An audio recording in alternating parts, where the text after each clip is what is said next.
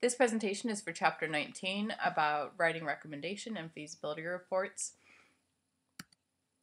There are two types of reports. We have recommendation and feasibility reports. I'm going to focus mostly on feasibility since this will be the project you'll be completing for this class. Most importantly, the feasibility report questions the possibility of a project, researches the project, and sees whether it's even possible or worth going through with the project. It'll question the economic possibilities, as well as the way a project might be perceived by those affected by the project. In determining the content of your feasibility project, it's important to decide what kind of criteria you will use to judge the project which you are proposing. By now, you have all created a proposal for your project. The next step is deciding exactly what you will study and research, and this will help you answer the question of the feasibility of the project. In establishing criteria, you'll have most likely a list of desirable outcomes from your proposed project. Some of these must be present. Those would be your necessary criterion. These will be the criteria you will study the most. Desirable criteria are outcomes that would be nice but don't have to be present. Let me give you an example so that this makes a little bit more sense. Let's say you wanted to study the feasibility of introducing a new form of public transportation in Anchorage. You might decide that the most essential criteria is that, first, it reduces air pollution, and two, is economically appealing to citizens.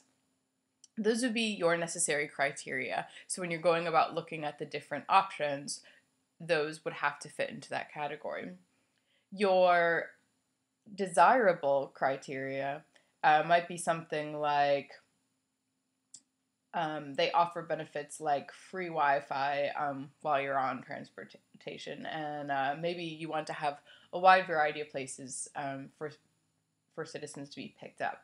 These might not be mandatory, but might be kind of added bonuses, and so these will be parts that you don't have to have for this feasibility to work out, but perhaps desirable outcomes. When you're actually writing the feasibility report, there's a really excellent detailed step-by-step in your textbook, Chapter 19. It starts on page 508.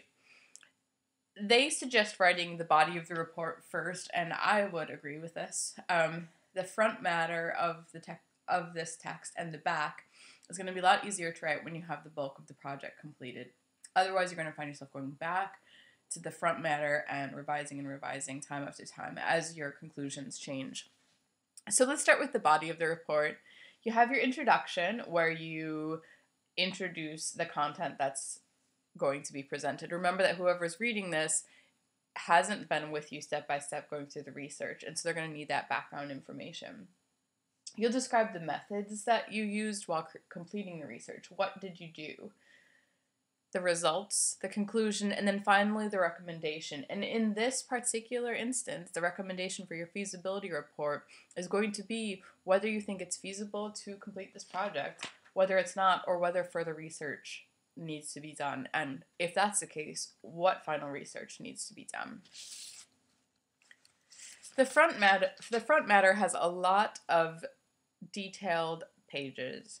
And the best way to go about this, like I said, is just following in the textbook. We have the letter of transmittal.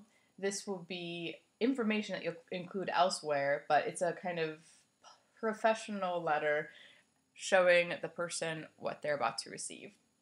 You'll have your cover, a title page, an abstract. Your abstract is probably about 200 to 250 words. Table of contents. In the actual assignment itself, I have detailed instructions how I want you to complete this table of contents. List of illustrations. If you have a lot of illustrations, it might be nice to include these in your table of contents. This can be included on the same page as the table of contents, or you can start another one. That's completely up to you. And then finally, you'll have an executive summary. The end part, or the back matter of your project, will be the glossary of terms. If you have a lot of terms, this might be necessary. We might have a glossary of symbols as well.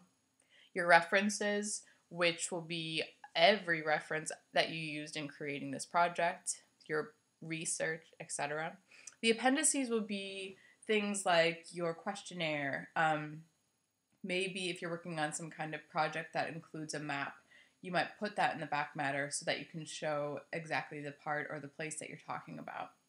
All this is bulk extra information, and then it will all fit in the back. My suggestion to you is read Chapter 19 thoroughly.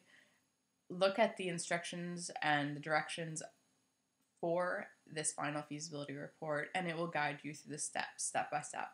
And as always, contact me if you have any questions. Thank you.